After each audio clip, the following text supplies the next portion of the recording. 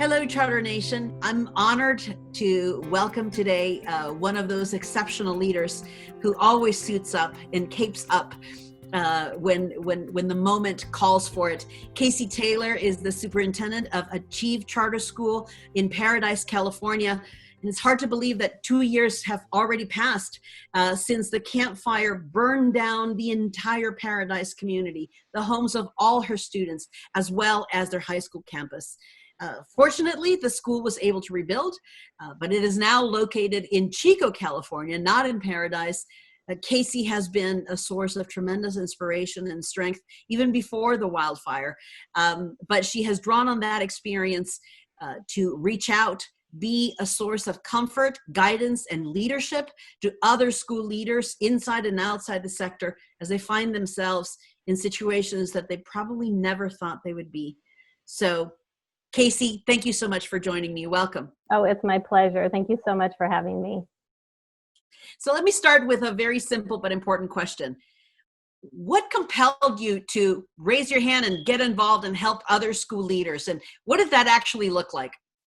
Well, I think along with the rest of the state, as we watched so many mountain communities burn over the last couple of months, all I could think about were the schools and the students and the school leaders that were in those communities and how important it was when other school leaders reached out to me during the campfire. And so I just felt like I had learned so much and I had to share that somehow.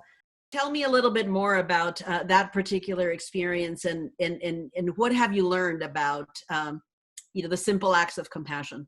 When this school from Santa Rosa came to visit us, just a couple of weeks after our fire, it was a whole year after their fire, they came up with pajamas for our students.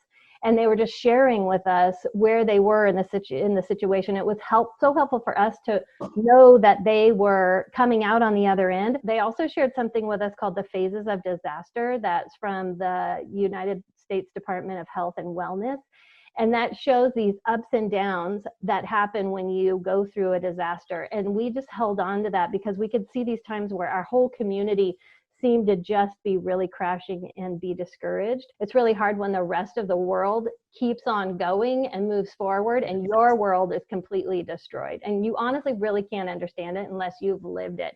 And that's why these connections they were so important to us. And now I know that they're so important to these schools here. Eric from Pacific Elementary, one time he introduced me at his parent meeting to his community, and he says, I can't see the light at the end of the tunnel, but Casey's here and she can. And so we're just hanging on to that. And it was like, oh my gosh, a huge responsibility and a huge honor. And a tremendous gift.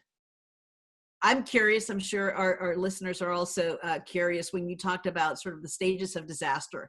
Can you articulate really briefly, like what does that look like and how does one respond in those different phases? It starts with this like heroic phase where everybody's going to get through it and they're feeling really great about it. And then it starts to nosedive into this stage of disillusionment where you feel like there's no end in sight and you don't like your new normal and you just want out. But then you start ending up with these little glimpses of hope and these little like rebuilding opportunities, like the 1-year anniversary of a disaster starts showing up. For us at Achieve, it was rebuilding our temporary campus in Chico and being able to open that and celebrate. And so what I tell these schools facing disasters is you have to just recognize every single win and celebrate them because those are the things that are going to keep you going forward. So many of us either are close to, but not close enough, are not directly experiencing the tragedy of wildfires. What are some ways that you would recommend that the charter community could help recent survivors or continue to reach out to each other? I would just say with the holidays coming up, if you know somebody who's lost everything, decorations or something that provides some meaning and could be sentimental would be really huge. A couple of charter schools did something so sweet for our staff. They adopted each one of our teachers and sent them just a gift basket with like pretty things, I call it, like a magnet and a coffee cup, a candle, things that weren't not necessities, but started to rebuild some memories and have some meaning for them in their new homes. So, but really, I just have to thank CCSA and charter schools all over the place because they just rallied for us when we needed it. Not only in those phases, but then when we reopened our campus, everybody was back there again celebrating our success. And I feel like that really lent to us actually coming out stronger than we were before. What a great story, and a tremendous reminder to never underestimate the small acts of kindness, right, that bind us together.